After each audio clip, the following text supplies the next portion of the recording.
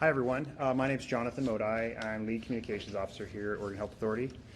This is the second in our semi-weekly updates on the COVID-19 investigation and state's response.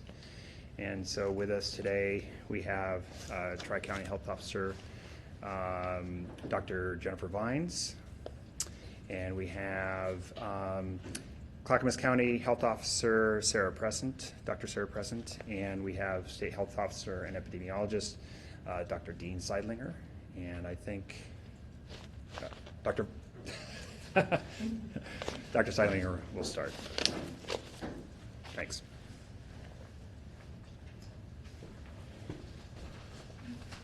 Good afternoon, everybody. Thank you for coming. I will update you first on some of the numbers around COVID-19 here in Oregon. We continue to have 14 cases. One of those has been confirmed by the CDC, and my thoughts go out to those individuals and their families and communities as they recover. We've had 165 negative tests in the Oregon State Public Health Lab, and there are currently 52 tests pending that we will report on tomorrow. We have 226 people under monitoring. For reference, those are folks who have potential exposure either through travel or to a confirmed case, who do not have symptoms, who are asked to stay home and quarantine for 14 days, and public health is checking on them regularly. We have had 291 folks who have completed their monitoring, meaning they've gone through a full 2 weeks without developing symptoms and have been released. Our cases are in multiple counties: Douglas, Jackson, Klamath, Marion, Umatilla, and Washington. We continue to work very closely with our federal partners and our local and tribal public health partners to best address this outbreak. We do think that even though we are reporting 14 cases, that this disease is much more widespread in our community, as many of these cases were identified as potential community transmission, meaning we can't trace it back to an individual or to a situation where they were put at risk. So that's why we continue to ask everyone to take steps to help us control the spread of this disease. Staying home when you're sick. If you have a fever or a cough illness, stay home until you're sick and recovered. Washing your hands frequently, washing down commonly touched surfaces with standard cleaning products, covering your cough and sneeze, and washing your hands afterwards. Recommending that folks who are vulnerable to complications from this disease, this is our older adults, those 60 and over, as well as those with chronic medical conditions, consider staying home and avoiding large gatherings, and that nobody with illness should be visiting relatives or friends in skilled nursing facilities. If you are sick, we would ask that you not visit at this time. We are also in the process of updating those guidelines for visiting at nursing home and may recommend more strict guidance to limit visitors at nursing homes because we know those are some of the most vulnerable populations, people with underlying medical conditions and older adults, and live in congregate settings, and we want to limit the introduction of this disease into those settings. Those guidance are being worked on now, and hopefully we will have something to release soon. We continue working, thank you to our partners at Multnomah County, on putting out guidance for the entire state on addressing this issue in the unhoused population, and adapting guidelines that were developed here in the metro area that we can distribute to our partners for working with this population who is also vulnerable and doesn't have as ready access to resources. Protection of our healthcare workers is a very important topic for us in public health. We know that they are frontline workers and we need them on the ground as this situation evolves. As we identify more cases who need to receive care, need to be hospitalized, we want to make sure that they're protected. We are in the process of adapting our current infection control and personal protective equipment guidance so we can make sure that hospitals have the most up-to-date guidance on what they can do to protect their staff and protect the patients in their facilities, while at the same time maintaining our supply of personal protective equipment and making sure that our healthcare providers are there to see the patients who need care. Testing is another topic I know you guys are very interested in. I went through the numbers of testing at the Oregon State Public Health Laboratory. We have continued to push out our guidance for our healthcare partners of priority testing at the Oregon State Public Health Lab. Providers are able to order testing and get it approved without talking to anyone in public health for folks who require inpatient hospitalization, who have viral pneumonia, and do not have influenza. In addition, our local public health partners, as well as my colleagues here at the state, are working with providers to prioritize testing for contacts of individuals who've tested positive for COVID-19 or returning travelers who develop symptoms. We know that commercial laboratory testing is becoming available, and that providers who are seeing patients in the outpatient or inpatient setting that don't meet the criteria that are being prioritized at the Oregon State Public Health Laboratory can obtain that testing through commercial means through many of the companies that offer testing nationally, including here in Oregon. Positive, negative, and equivocal test results from those testing situations will be reported to public health, as are the test results from the Oregon State Public Health Laboratory, and our public health colleagues in local and tribal health departments, along with my colleagues here at the state, will work on following those up. I'm going to turn it over to Dr. Jennifer Vines for some updates on what's happening specifically in the Tri-County area, and then we'll open it up for questions after that that we can take together.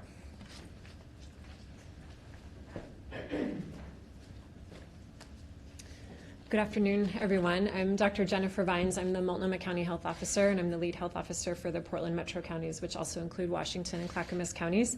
Thank you for coming to these scheduled briefings. This has really helped us balance our need to work on the response and the public's need for timely and accurate information. So I'll share with you a bit about what the counties are doing. We have a direct line to our health system partners. We continue to coordinate with them very closely. As always, we're grateful for their vigilance for this virus and their flexibility as we do our best to keep up with the science and the experience in other communities. I can say that I am not hearing of particular system strains right now in terms of capacity or staff, but that's something that we're watching closely. Local public health continues to follow up on individual confirmed cases and notify people who were exposed to ask them to self-isolate for 14 days on symptom watch. We expect more testing to come online in the days and weeks ahead, and so we expect for more cases to be confirmed. These results will be reported to public health, and this information will start to tell us truly how widespread the virus is and what the picture is. So with no vaccine and no treatment, we have two goals right now. The first is to slow the spread of the virus enough to keep our health systems running so they can offer life-saving care to those who need it when they need it. Number two is we need to protect the elderly and the medically fragile because it is increasingly clear that these individuals are at high risk of serious complications and death. And if you'll indulge me, I want to show you exactly how this looks from a public health standpoint.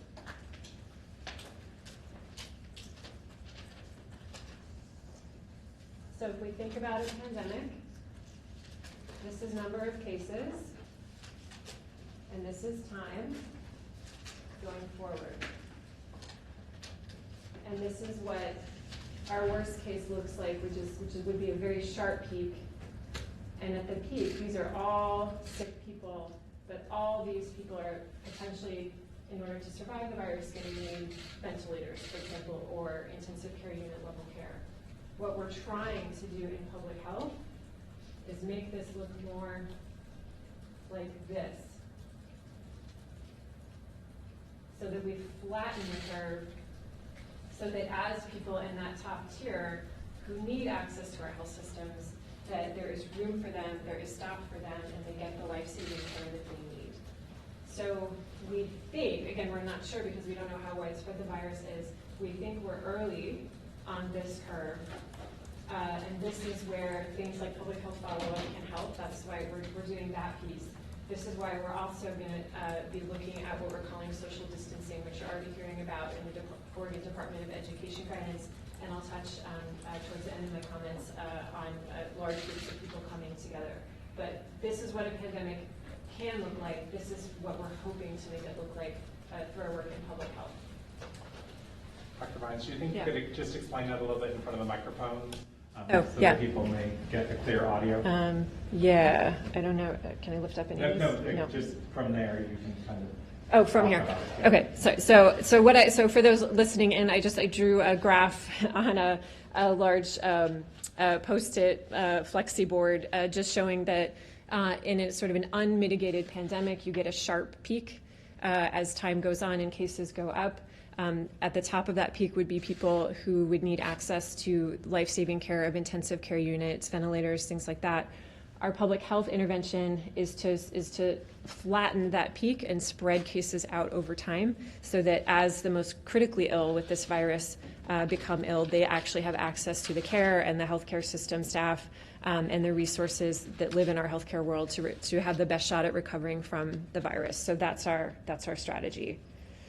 We know that kids and young people are believed to mostly suffer mild illness. That said, just like with influenza, even young and healthy people can get seriously ill and suffer complications. It's also increasingly clear that the virus is spread through infectious droplets, meaning that you need to be within 6 feet or so of a coughing person for a prolonged period of time to be at risk. So with that in mind, we're working with schools, shelters, long-term care facilities, businesses, and detention facilities to put in place basic infection prevention measures. So what are we asking the community to do? So again, our goals are to protect older adults who are at higher risk of severe disease and keep our healthcare systems running smoothly during the time the virus moves through the community. So here's how we can all help protect older adults. If you're sick, don't visit. Check in by phone or message as substitutes for visits to see if they need anything. Help get the message out that for now, CDC is recommending that older adults avoid large gatherings. Here's how we can all protect our health systems. Stay home if you're sick and only seek urgent health care if you otherwise would. Anyone with mild illness who would not otherwise seek care does not need to be tested for COVID-19 at this time. There is no specific treatment, and our recommendation for now is to stay home until you are completely well without cough or fever for 24 hours. We know that people will still need care at clinics for cough illnesses, and we're urging clinics and patients to use telemedicine and phone appointments to the extent possible. If you need hands-on health care and you are coughing, expect to be asked to put on a mask immediately and limit the number of people with you to no more than 2 others who should be adults and they should be well. If you're sick and coming to seek health care, if you happen to have a mask at home, wear one to the site of your care. In general, for everyone, please get a flu shot. It will not protect you from COVID-19, but the flu is still circulating locally and may continue well into the spring. It's an excellent way of lowering your chances of having a cough illness and being able to continue to work and go to school. Everyone aged 6 months and older should have this year's seasonal flu vaccine, which recent CDC reports suggest is a fairly good match to circulating strains. I've heard directly from concerned parents and others about recommending school closure to prevent spread. As I said last Thursday, we do not take such recommendations lightly, and we now have clear guidance from the Oregon Department of Education and the Oregon Health Authority with the rationale that school closure may not be effective, may put older caretakers at risk, and could seriously disrupt healthcare functions related to a sudden drop in healthcare staffing for childcare reasons. I am also getting a lot of questions about large gatherings of people. So again, this is a rapidly changing situation. We are working on specific guidance around mass gatherings that we'd like to share after some input from partners and a better understanding of the implications for people's livelihoods. In general, we would emphasize what we know right now, which is that the CDC has urged older adults and those with underlying medical conditions to avoid crowds, and that anyone planning any kind of gathering should have a strong message about sick people not attending. They should have good hand washing available, and they should be prepared to politely ask someone to leave if they're obviously unwell. I think I will leave it there for now and open it up to questions. So actually, okay. And just really quickly, if you guys, when you ask your question, if you could identify your agency or organization, and then I would just ask the speakers to repeat the question before you respond. Oh yeah, and then so we'll take questions from the room first, and then we'll open it up to the phone, people on the phone. Thank you. Lindsay with KGW. I think there was some confusion about older adults. Is that anyone over 60, even if they don't have an underlying medical condition? What the data is showing, and we have the most data from China, but data from other countries is showing the same thing, is that as older individuals, regardless of their health status, seem to be more at risk for complications.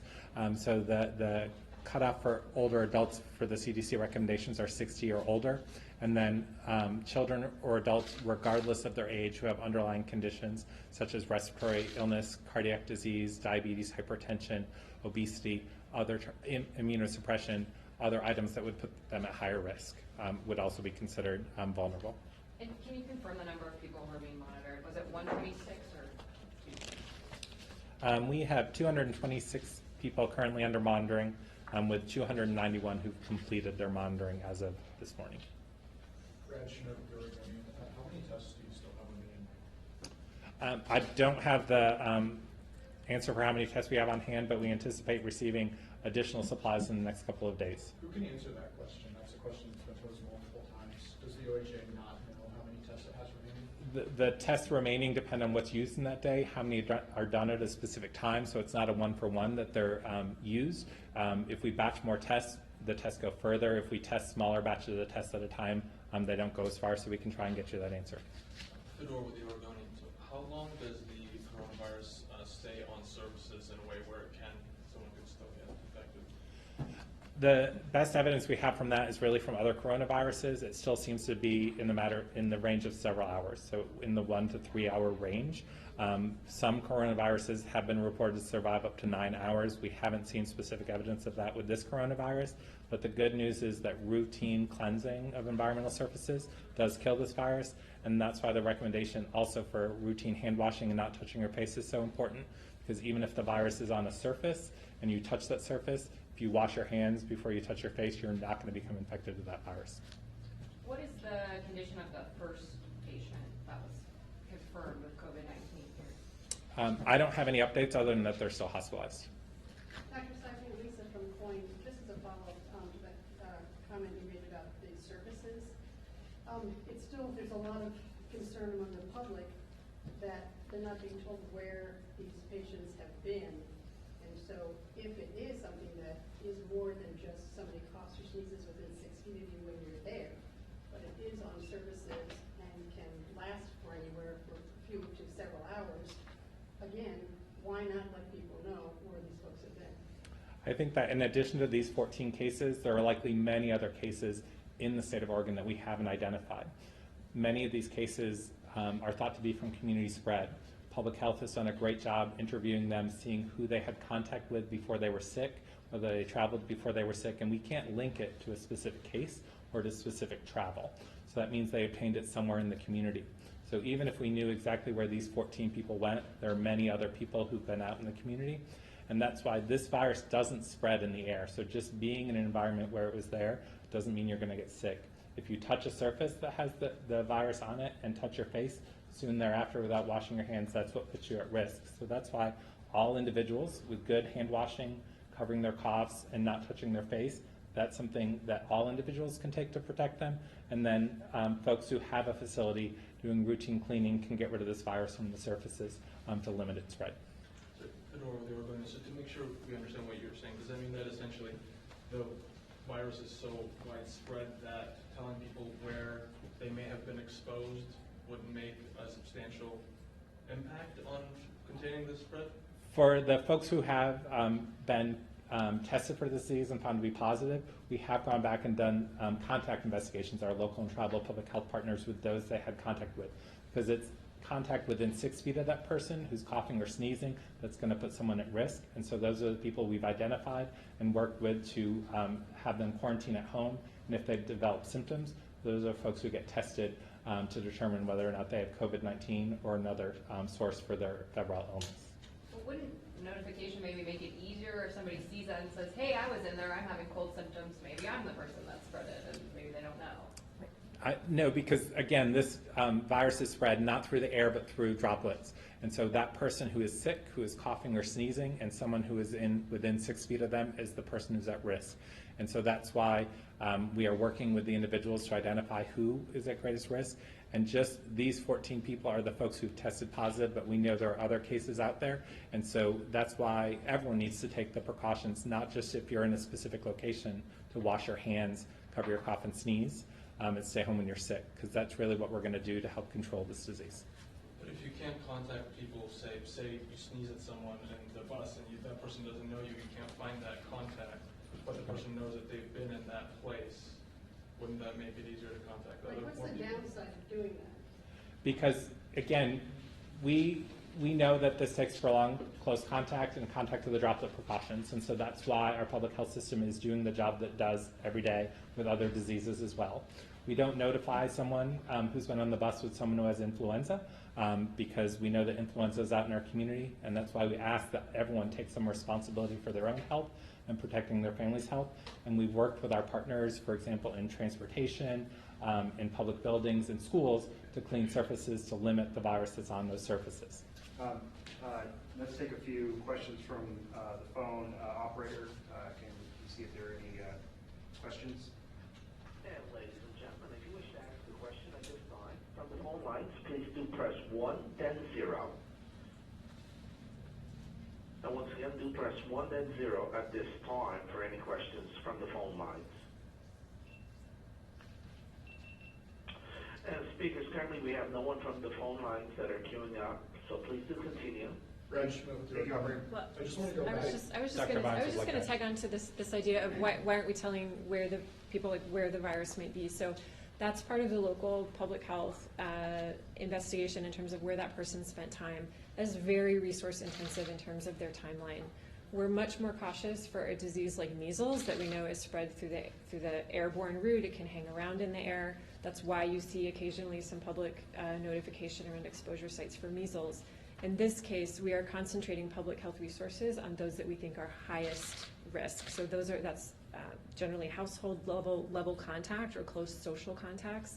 A bus ride, being in a hospital waiting room that we know is being cleaned regularly. Those types of exposures we would generally not consider high risk. So again, we think this virus is in our community. It can live on surfaces. Our emphasis is more around take everyday precautions rather than trying to limit people's focus to just where we think the virus might be, because from a public health standpoint, the same advice still applies. Stay home if you're sick, wash your hands, and we're really focusing those local public health resources on the highest risk. I had some questions, Lachey with K2 News, about the incident at the middle school. With that one student being tested positive for the coronavirus, at what point was that student contagious, and do we know for how long? So we don't have our Washington County Health Officer here today. She's busy working on the COVID response, so I don't have details, and I wouldn't want to give you bad information, but we can get you that.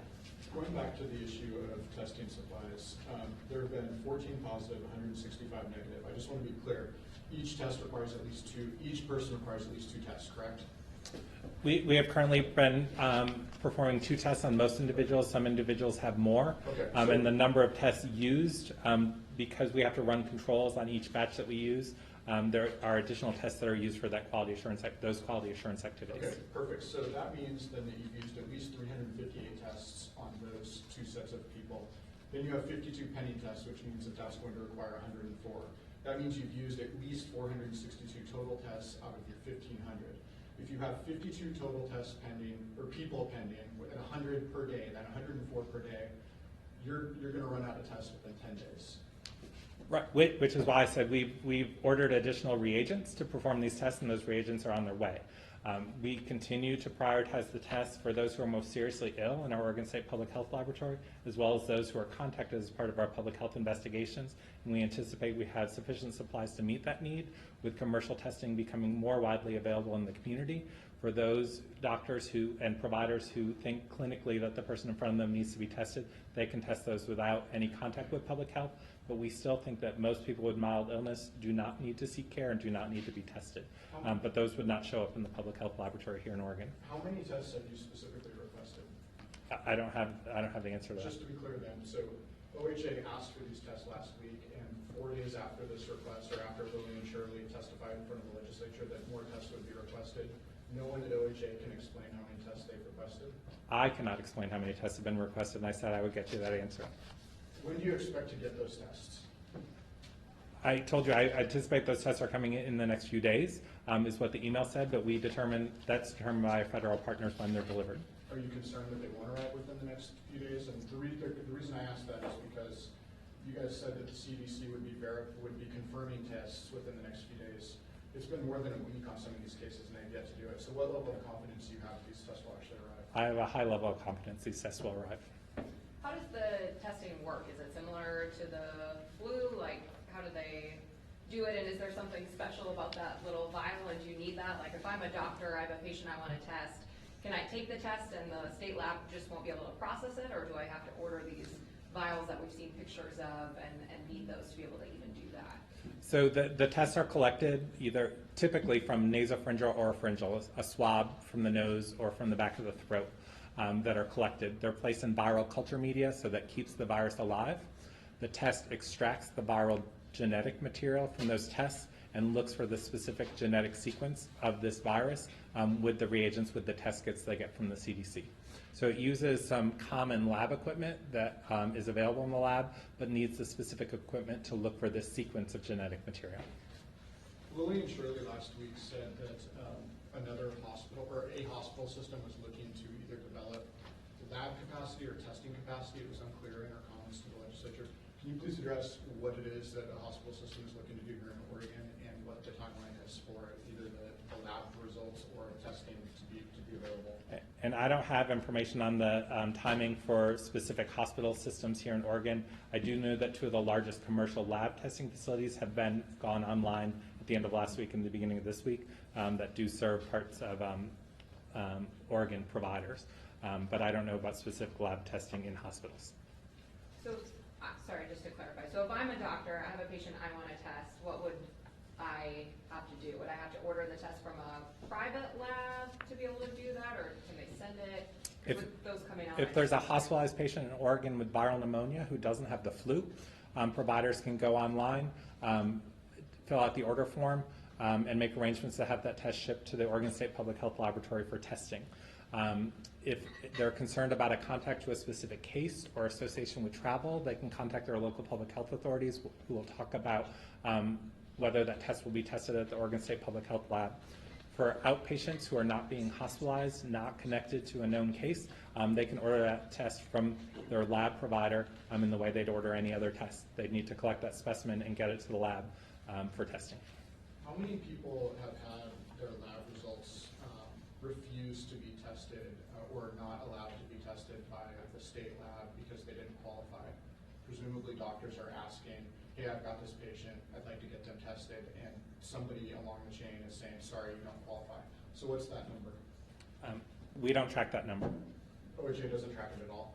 No, we have tracking of the tests that are requested and the tests that come in through local public health authority and on those testing, and that's why we've provided those numbers to you. All right, let's try the phone one more time. Operator, go ahead and open up the line. Thank you. And once again, as a reminder, any questions, please do press 1, then 0 at this time. 1, then 0. And speaker, there's no one in queue at this time, so we'll continue. Thank you. So Dean and Jennifer, so at this point, have you modeled how many people might get sick, might die, might need ventilators based on what you know, what you've seen so far in this? So the question was based on some of the graphics I drew about how to spread out disease and mitigate a potential pandemic. The question is, have we done some actual calculations of how many people might need care, might need ventilators, and what that might look like? I would say our focus right now has been around tracking cases, confirming cases, looking for contacts. I think we're going to be shifting our attention more to, again, protecting high-risk populations, protecting health systems. So looking ahead at the next step, I think would be starting to think through those scenarios and what that could look like, and again, how we can get people the care they need when they need it. So right now, the Tri-County area and OJ don't have, say, like, worst case scenario number, best case, like any numbers that would say worst case scenario with an X number of people will die. No, so I don't have those numbers like at my fingertips to quote you. It depends. Again, we're getting more information all the time from other countries about how many people are critically ill, how many die, and what that actually looks like. But I think this is going to be part of our next step in responding. And I don't know if Oregon Health Authority has actually run those numbers. Okay. Is that a no? No. I just have a question. With other schools and other states closing schools, what's the Oregon Health Authorities, at what point threshold to close a school? I think, we have those discussions. If there's ever a case associated with the school, public health and the school will have a conversation about what next steps are. The benefit from closing a school to minimizing spread of the disease is probably fairly minimal, but the negative impact on students and faculty at that school are larger. So we have those discussions each time a case comes up, but the thought right now is that it's better to have kids in school and learning and exclude those who are sick and monitor them at home than to do a blanket school closure statement at this time. And our guidance is in line with a lot of other jurisdictions who have very similar guidance posted from cities and states to other countries. At the beginning, you said 14 cases, one confirmed by the CDC. Does that mean the rest have not been confirmed, or? Correct. That's why we still call the others presumptive positive, but we treat those as positives because the same test is going to be done by the CDC on those cases, and we wouldn't anticipate any difference in the testing results. How long does it take to get that confirmation? I don't know. Have you received any explanation about why it's taken so long? No, but I can only assume that our federal public health partners are receiving, not just samples from Oregon, but from all other state and local public health labs that are doing this testing, and they have to do that confirmatory testing on all of those. Plus, they're receiving samples directly from the states that don't have public health lab testing capability in their states and are doing some of the testing in special situations themselves without using the state. So that's probably why we haven't received those results yet. Let me just do one more question, or two more questions. How many ventilators does Oregon have? I don't have that information, but I can get it for you. I was hoping, I know you can't talk about specific instances, but possibly in other countries that people are dealing with this virus. When they're in the hospital, can you kind of explain once they are having complications from it, what kind of they're going through, what kind of strain there might be on a hospital or et cetera? So with COVID-19, similar to influenza viruses, it primarily affects the respiratory system. So people with mild illness may have a cough and some trouble breathing. The complications that we're seeing people develop typically start with respiratory problems and respiratory failure. But once patients have those symptoms, they may have other organ systems that are also involved. So they may need support around their kind of renal function, cardiac function, and others, but it typically starts with respiratory failure and trouble breathing. Given that we know that there are very likely more cases out there in the community that are not being diagnosed because of a lack of testing, are there other diseases or medical conditions that could potentially serve as a proxy for people who are getting sick with mild forms of this illness? Specifically, it looked like at the end of February there was an increase in the presentation of influenza-like illness into emergency rooms, which did not seem to jive with previous years of having it go down and then go back up. Viral pneumonia, is that something you're tracking? What can you tell us about potential proxy cases out there that suggest this is in fact widespread? So, we do track influenza-like illness and then influenza surveillance with testing at various sites every year. This year's influenza season was a little different than others, which typically have a single peak. This really had two peaks, with a peak of influenza B early in the season. Influenza B is a strain of influenza that typically comes near the end of the season, though there's really no typical flu season. And influenza B also disproportionately affects children. So tragically this year in the United States, we saw a record number of pediatric influenza deaths. That peak in influenza came early and then with a second peak following, and we're still seeing circulating influenza in the community, but not at the high levels we saw earlier in the season. But specifically to COVID, because you would test and you would confirm, okay, this is in fact an influenza.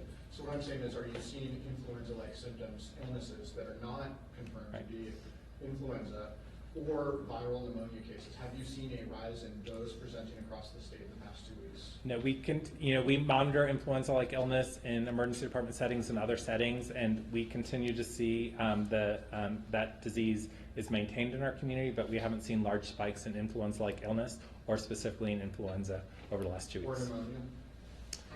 I can't speak specifically for pneumonia. Are you guys tracking that? We do track respiratory complaints and respiratory illness in our systems, yes. Okay, so that's something you guys can get back to us on? We can. The pneumonia issue will be a little different than the influenza-like illness. tracking, which is based on symptoms, whereas pneumonia is based on an actual diagnosis. So it would have to be, it wouldn't necessarily be pneumonia, but signs of lower respiratory infection would be the earlier signs. I don't think we track pneumonia specifically. And I would just add, again, as of today, I'm not hearing of particular strains on healthcare systems. I think there's the artifact of a public health situation going on, where we're through, with your help, we're getting messages out. There may be some artifact in there of people who are worried and who are hearing the messages that you're helping us get out, and who may be presenting to healthcare who might not otherwise. So just a caveat in terms of how we look at what's going on in the community. Okay, thanks everyone.